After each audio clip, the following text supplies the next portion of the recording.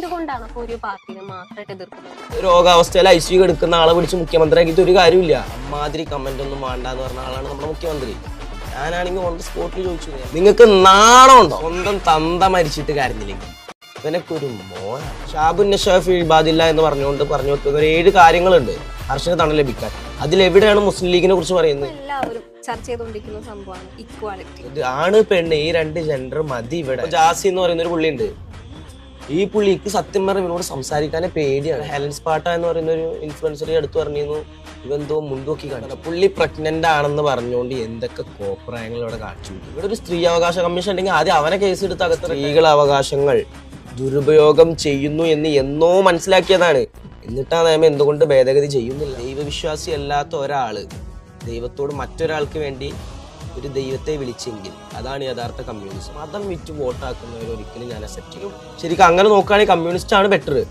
അവര് വന്നു കഴിഞ്ഞാൽ അവിടെ ഒന്നും ഉണ്ടാവില്ല. കൂടി വന്നാൽ ഖജനാവിലെ കടം പെരുകും. പക്ഷെ ലീഗ് ജയിച്ചു കഴിഞ്ഞാൽ ഇതൊരു വർഗീയ നാടാവും. പുതുമ കണ്ടാൽ ആക്സെപ്റ്റ് ചെയ്യാത്തവരാണ് മലയാളികൾ എന്ന് പറഞ്ഞൊരു സ്റ്റേറ്റ്മെന്റ് പറഞ്ഞത്. ചുരുളി സിനിമയിൽ തങ്കൻ ചേട്ടന്റെ ക്യാരക്ടർ വരുമ്പോ സുഹൃത്തെ താൻ എന്തിന് ഇവിടെ വന്നു അങ്ങനെ ചോദിച്ചിട്ട് കാര്യമില്ല. ആറാട്ടണൻ പോലെ അടുത്ത് ഞാൻ എന്നുള്ളൊരു രീതിക്ക് പറഞ്ഞു. ഫുട്ബോളിൽ പോയിട്ട് ഷാറൂഖ് ഖാനെ കണക്ട് ചെയ്യാൻ പറ്റില്ലല്ലോ. സിനിമയിൽ പോയിട്ട് മെസ്സിനെ പോലെ അഭിനയിക്കണം എന്ന് പറയാൻ പറ്റൂലല്ലോ. പ്രതീക്ഷിച്ചായിരുന്നു ഇത്ര വൈറലാകും. ഞാൻ പറയുന്ന കാര്യങ്ങള് ഒരു നല്ലൊരു ശതമാനം അടിമകളല്ലാത്തൊരു സമൂഹം അക്സെപ്റ്റ് ചെയ്തു.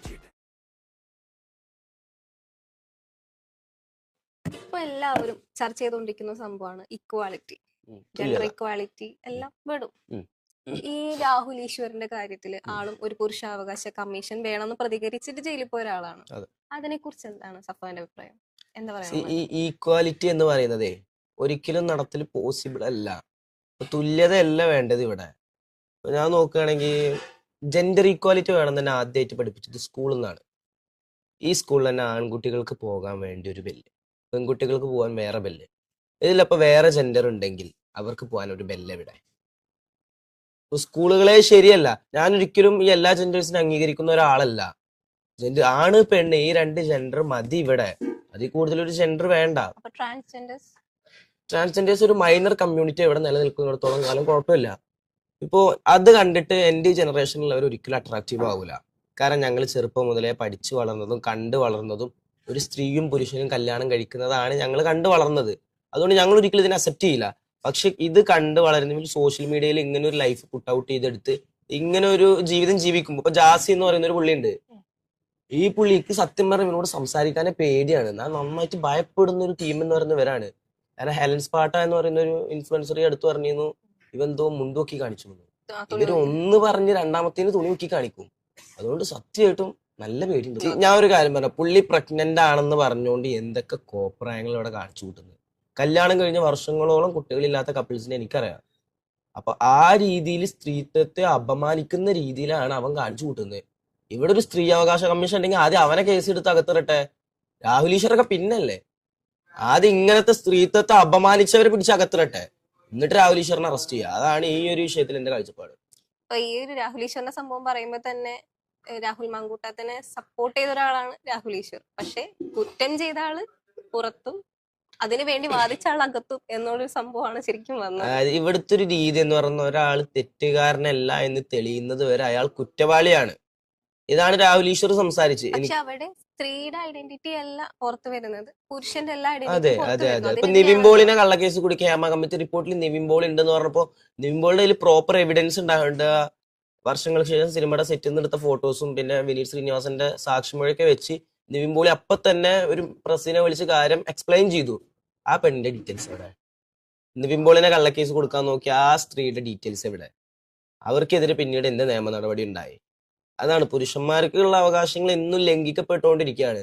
അത് പ്രോപ്പറായി കിട്ടുന്ന ഒരു കാലഘട്ടം വരുമ്പോൾ രാജ്യം പരമോന്നത പദവിയിലെത്തും. ഇപ്പോ കൂടുതലും മാധ്യമം പിന്നെ നമ്മുടെ ഒരു ഭരണം ശരിയല്ല എന്നാണ് സഫാൻ പറയുന്നത് അതെ നിലവില്. അതെ അതെ. എന്തുകൊണ്ടാണ് അപ്പൊ ഒരു പാർട്ടിനെ മാത്രമായിട്ട് എതിർക്കുന്നത്? ഒരു പാർട്ടിക്കാരനാണോ? അല്ല, ഞാൻ ഒരു പാർട്ടിനെ മാത്രമായിട്ട് എതിർക്കല്ല. അന്ന് എനിക്ക് തോന്നിയ കാര്യങ്ങൾ ഞാൻ പറഞ്ഞു. ഞാൻ ശരിക്ക് പണ്ട് കാറൽ മാക്സിന്റെ ഒരു ഡയറി കുറിപ്പ് വായിച്ചിട്ട്, ഞാൻ ദർസ് പഠിക്കുന്ന ടൈമിൽ, ഞാൻ ദർസിലാണ് പഠിച്ചത്. കാറൽ മാക്സിന്റെ ഒരു ഡയറി കുറിപ്പ് വായിച്ചിട്ട് ഞാൻ കമ്മ്യൂണിസ്റ്റിനോട് ഒരു താല്പര്യം തോന്നിയ ആളാണ് ഞാൻ. പിന്നീട് ഞാനത് വെറുത്തു പോയതെന്ന് പറഞ്ഞാൽ കാറൽ മാക്സ് ഒരു കുട്ടി പറഞ്ഞത് പ്രകാരം ദൈവത്തോട് പ്രാർത്ഥിക്കുന്നുണ്ട്. ആ കുട്ടിയുടെ രോഗശാന്തിക്ക് വേണ്ടിയിട്ട്. ദൈവവിശ്വാസി അല്ലാത്ത ഒരാള് ദൈവത്തോട് മറ്റൊരാൾക്ക് വേണ്ടി ഒരു ദൈവത്തെ വിളിച്ചെങ്കിൽ അതാണ് യഥാർത്ഥ കമ്മ്യൂണിസം, ഞാൻ മനസ്സിലാക്കി കൊടുത്തോളം. പക്ഷെ നമ്മുടെ മുഖ്യമന്ത്രി സ്റ്റേജിൽ നിന്ന് ഇറങ്ങി വരുന്ന ടൈമിൽ വളരെ നല്ല പ്രസംഗം കാഴ്ചവെച്ചു എന്ന് പറഞ്ഞൊരു കുട്ടി ഒരു കമന്റ് പറഞ്ഞപ്പോ അമ്മാതിരി കമന്റ് ഒന്നും വേണ്ട എന്ന് പറഞ്ഞ ആളാണ് നമ്മുടെ മുഖ്യമന്ത്രി. ഞാനാണെങ്കിൽ ഓൺ ദ സ്പോട്ടിൽ ചോദിച്ചു എമ്മാതിരി കമന്റാണ് വേണ്ടാത്തതെന്ന്. അങ്ങനത്തെ ആൾ ഒരിക്കലും ഒരു കമ്മ്യൂണിസ്റ്റുകാരനല്ല, ഒരു സഖാവല്ല എന്നാണ് ഞാൻ വിശ്വസിക്കുന്നത്. അപ്പോൾ കാർൽ മാർക്സും ചെഗുവേരയും കാണിച്ചു തന്ന കമ്മ്യൂണിസം അല്ല കേരളത്തിലുള്ളത്. അത് മനസ്സിലാക്കിയപ്പോൾ LDF എന്ന് പറയുന്ന പാർട്ടിയിൽ നിന്ന് വെട്ടുന്ന ഒരാളാണ് ഞാൻ ഇതിനെ അനുകൂലിക്കുന്ന ഒരാളായിരുന്നു. പിന്നെ ഞാൻ എതിർക്കുന്നത് പറഞ്ഞാൽ ഒരിക്കലും മതം വിറ്റ് വോട്ടാക്കുന്നവരെ ഒരിക്കലും ഞാൻ അക്സെപ്റ്റ് ചെയ്യില്ല. നിങ്ങൾ ഈ വീഡിയോ ജസ്റ്റ് ഒന്ന് കണ്ടു നോക്കും. നിങ്ങൾക്കറിയുമോ, എന്റെ അപ്പ മരിച്ചിട്ട് ഞാൻ കരഞ്ഞില്ല, എന്റെ അനുജൻ മരിച്ചിട്ട് ഞാൻ കരഞ്ഞില്ല. മുസ്ലിം ലീഗിന്റെ കൂടെ നിലത്തിരുന്നപ്പോൾ എന്റെ കൽബ് പൊട്ടി, ഞാൻ പൊട്ടി പൊട്ടി കരഞ്ഞു. ഒന്ന് ആലോചിച്ച് നോക്കൂ, സ്വന്തം തന്ത മരിച്ചിട്ട് കരഞ്ഞില്ലെങ്കിൽ ഇവനൊക്കെ മോനാണോ? അത്രേ ഉള്ളൂ. പിന്നെ ഈ വീഡിയോ കൂടെ ഉണ്ട്. ആ ഹരിത പതാകയുടെ തണലിൽ നമുക്ക് എന്നും ഉണ്ടാവും. അർഷിന്റെ തണലിലേക്ക് വരെ ഈ ഹരിത പതാകയുടെ തണൽ മുസ്ലിം സമുദായത്തെ നയിക്കും. ലീഗിൽ മെമ്പർഷിപ്പ് എടുത്ത് ഞങ്ങളൊന്ന് തിരിഞ്ഞു നടന്നു കഴിഞ്ഞാൽ നേരെ സ്വർഗത്തിലെത്തും. ഇതാണ് ഇവര് പറയുന്നത്. ഇപ്പൊ ഞാൻ മനസ്സിലാക്കി കൊടുത്തോളം ഇവരെന്ന് പറയുന്നത് അഹ്ലുബൈത്ത് എന്ന് പറയുന്ന ഒരു ഫാമിലി ഉണ്ട്. അതായത് വിശ്വാസപ്രകാരം നോക്കുകയാണെങ്കിൽ ഞാൻ ഇത് റിലീജിയൻ കണക്ട് ചെയ്ത് പറയാം കേട്ടോ. ചിലപ്പോൾ ഇത് ചിലർക്ക് കേൾക്കുമ്പോൾ ഒരു മതത്തെ മാത്രം ഇതാക്കി പറയുമ്പോൾ ചിലർക്ക് ബുദ്ധിമുട്ടുണ്ടാകാം. അങ്ങനെയുള്ളവർക്ക് സ്കിപ്പ് ചെയ്യണമെങ്കിൽ സ്കിപ്പ് ചെയ്യാം. റിലീജിയൻ കണക്ട് ചെയ്ത് പറയാണ്. ഇപ്പൊ അഹ്ലുബൈത്ത് എന്ന് പറയുന്ന ഒരു ഇതുണ്ട്. അതായത് പ്രവാചകന്റെ പരമ്പരയിൽ വരുന്നവര്. ഇപ്പൊ ആണക്കാട് ഫാമിലിക്ക് അങ്ങനെ വരുന്നവരാണ്. അപ്പൊ അവര് പബ്ലിക്കലി നിന്നുകൊണ്ട് ഇങ്ങനെ ഒരു സ്റ്റേറ്റ്മെന്റ് പറഞ്ഞ ഒരിക്കലും ശരിയല്ല. ഈ സക്കാത്തിന്റെ സമ്പത്ത് എന്ന് പറയും, ചിലർക്കെങ്കിലും അറിയുന്നുണ്ടാകും. ആ സമ്പത്ത് നബിയുടെ കൊച്ചുമോ പണ്ടെടുത്ത് വായിലിട്ടപ്പോ അത് എടുത്ത് ഒഴിവാക്കിയ ആളാണ് പ്രവാചകൻ.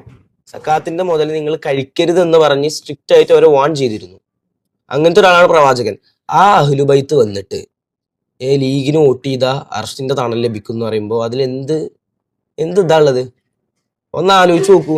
ഇങ്ങനെ പ്രവാചകന്റെ ഫാമിലി പെട്ട ഒരാൾ വന്നിട്ട് ലീഗിന് വോട്ട് ചെയ്താൽ നിങ്ങൾ സ്വർഗത്ത് പോകുമെന്ന് പറയാം, അർഷിന്റെ തണൽ ലഭിക്കുന്നു. ഷാബുൻ നഷാഫി ഇബാദില്ല എന്ന് പറഞ്ഞു വെക്കുന്ന ഒരു 7 കാര്യങ്ങളുണ്ട് അർഷിന്റെ തണൽ ലഭിക്കാൻ. അതിലെവിടെയാണ് മുസ്ലിം ലീഗിനെ കുറിച്ച് പറയുന്നത്? നിങ്ങൾക്ക് നാണമുണ്ടോ? ഞാൻ പബ്ലിക്കലി ഇങ്ങനെ ഇരുന്ന് ചോദിക്കുകയാണ്, നിങ്ങൾക്ക് നാണമുണ്ടോ?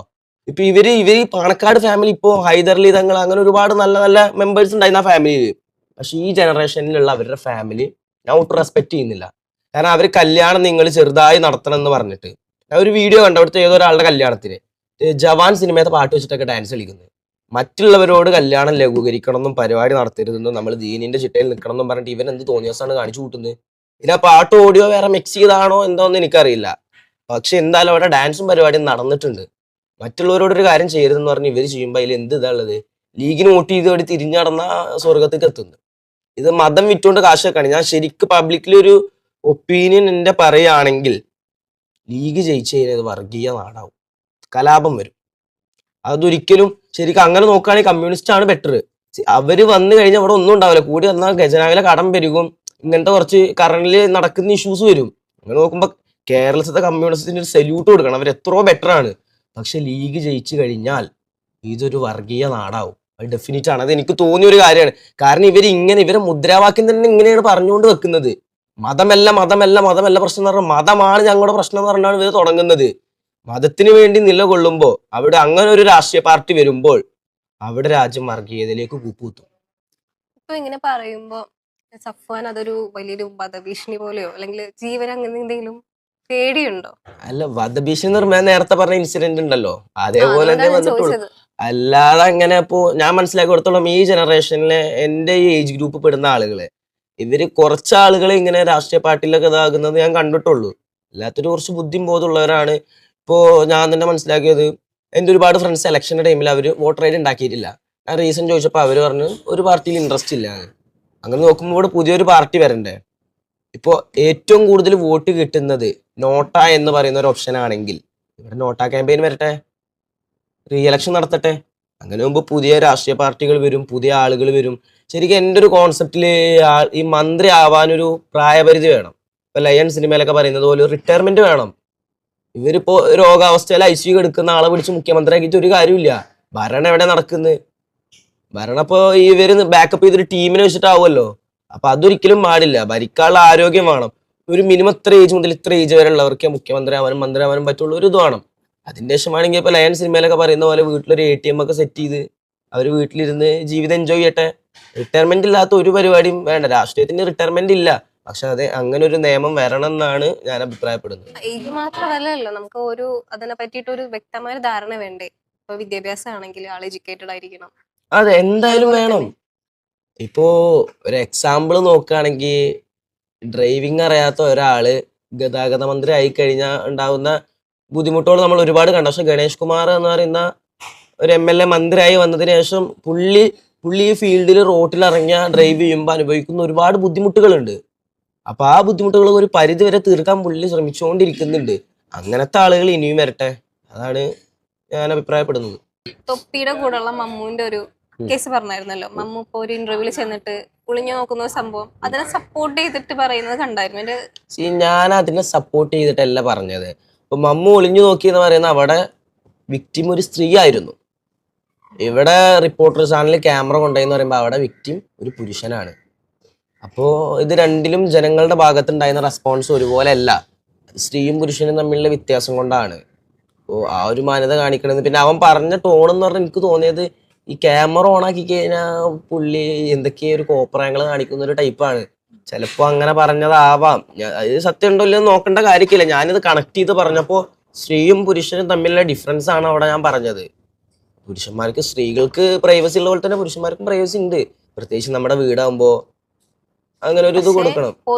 ആളുടെ ഒരു വീട് മുറ്റത്ത് നിന്നിട്ട് സ്വന്തം ഭാര്യനെ കെട്ടിപ്പിടിക്കുന്ന അല്ലെങ്കിൽ അവരുടെ ആ ഒരു സംഭാഷണം അതുപോലെ അല്ലല്ലോ മമ്മു പറഞ്ഞത്. ഒരു കുളിക്കുന്ന സ്ഥലത്ത് ഒളിഞ്ഞു നോക്കുക എന്ന് പറയുന്നത് ഞാൻ ഒരിക്കലും ഡിഫറൻസ് ഉണ്ട്.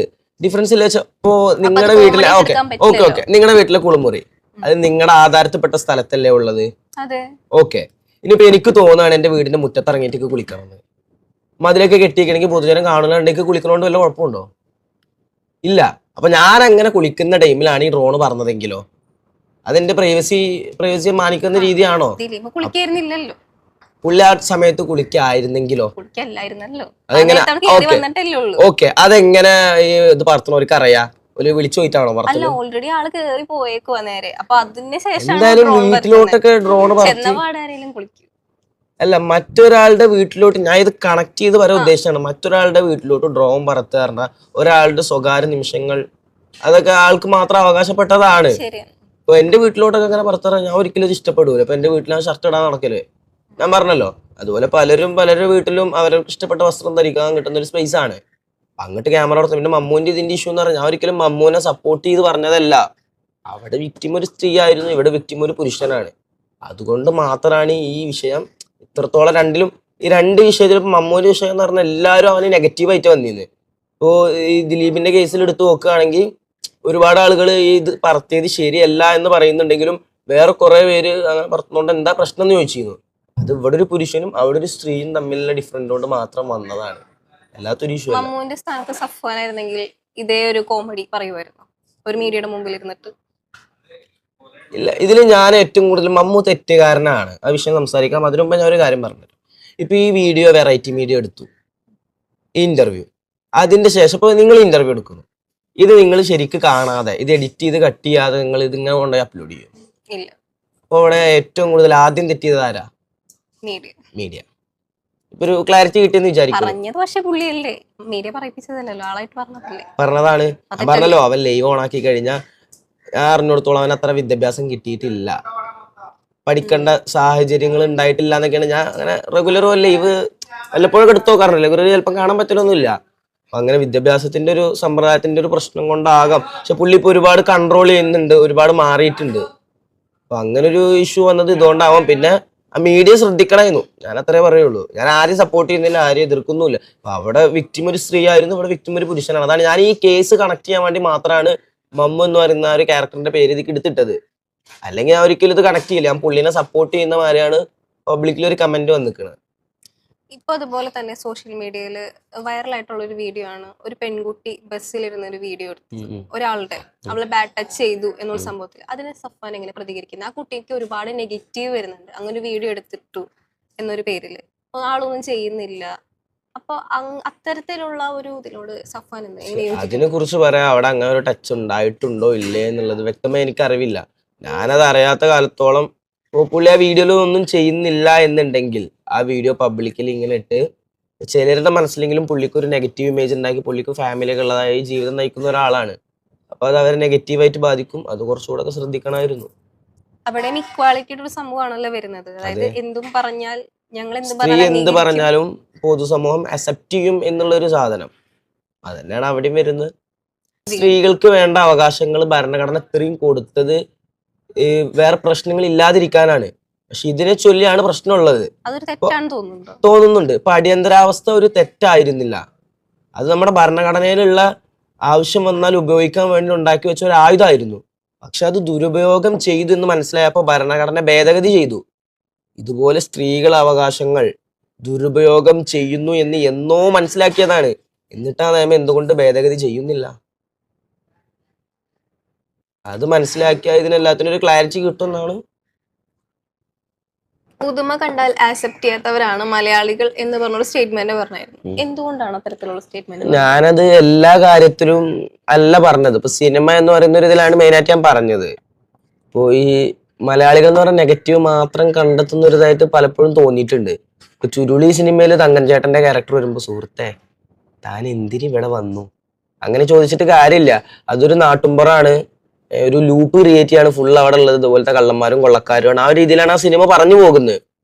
ഒരിക്കലും എനിക്ക് തോന്നിയിട്ടുണ്ട് ഈ ലൂപ്പ് ഇവരെന്നെ ക്രിയേറ്റ് ചെയ്യുന്നതാണോ, ആ ഒരു ലെവൽ ഞാൻ ചിന്തിച്ചിട്ടുണ്ട്. ഇപ്പോൾ ഇത് സയൻസിന്റെ ഒരു പവർ കൊണ്ടാണെന്ന് ഒരിക്കലും തോന്നിയിട്ടില്ല. കാരണം അവിടെ ഉള്ളവരാരും ഈ സയന്റിഫിക് ആയിട്ട് അവർ ചെയ്യുന്നതാവൂല. ഇപ്പോൾ ഒരു കൂടോത്രം, ബ്ലാക്ക് മാജിക് ആ രീതിയിൽ ഒരു സാധനം വെച്ചിട്ടാവും ഇവർ ഈ ലൂപ്പ് ക്രിയേറ്റ് ചെയ്യുന്നുണ്ടാവുക. കാരണം അവിടെ ഉള്ളവർ അങ്ങനെ വിദ്യാഭ്യാസം ഉള്ളവരാണെന്ന് എനിക്ക് തോന്നുന്നില്ല. അപ്പൊ ആ ഒരു സാഹചര്യത്തിൽ തങ്കൻ ചേട്ടന്റെ ക്യാരക്ടർ വരുമ്പോൾ നിങ്ങൾ എന്തിനും ഇവിടെ വന്നു, നിങ്ങളുടെ ഉദ്ദേശം എന്താണ്, ഈ ഒരു ടോണിൽ ചോദിച്ചിട്ട് കാര്യമില്ല. അത് വേറൊരു ഷൗട്ട് ചെയ്ത് പറയണം. അത് ജോജു ജോർജ് എന്ന ആക്ടർ അത് ഗംഭീരമായിട്ട് ചെയ്തു. പക്ഷെ മലയാളി ആ ഒരു തെറിപ്പടം മാത്രമായിട്ട് അതിനെ കണ്ടു. അതങ്ങനെ ലൂപ്പിലകപ്പെടുന്ന കുറച്ച് മനുഷ്യന്മാരുടെ കഥ പറഞ്ഞു പോകുന്ന ചില ആൽക്കമിസ്റ്റ് ബുക്കൊക്കെ വായിച്ച പോലത്തെ ഒരു ഫീലാണ് ആ സിനിമ കണ്ടപ്പോൾ കിട്ടിയത്. കുറെ ദിവസം ഇതിനെ കുറിച്ച് ഇങ്ങനെ ആലോചിച്ചിരുന്നിട്ടുണ്ട്. ചില സിനിമകൾ എന്ന് പറഞ്ഞാൽ നമുക്ക് ആലോചിക്കാനുള്ള ഒരു സ്പാർക്ക് മാത്രമേ ഇട്ട് തരുള്ളൂ. ആ സിനിമ കണ്ടു കഴിഞ്ഞാൽ പിന്നെ ബാക്കി അതിന്റെ കഥ നമ്മൾ തീരുമാനിക്കുന്നത് പോലെയാണ്. അങ്ങനത്തെ ഒരു സിനിമയായിരുന്നു. അത് പൊട്ടിപ്പോയി. അത് വേറെ രീതിയിൽ തന്നെ ഡിഗ്രേഡ് ചെയ്തപ്പോ ഇതിൽ അഭിനയിച്ച ജോർജ് ജോർജ് ഒക്കെ വന്ന് പബ്ലിക്കില് അത് അഭിനയിച്ച് തെറ്റായി പോയി എന്ന് പറഞ്ഞപ്പോ ഭയങ്കര വിഷമം തോന്നി. ആ ഒരു ഇതിലാണ് ഞാൻ ആ സ്റ്റേറ്റ്മെന്റ് അന്ന് അങ്ങനെ പറഞ്ഞു.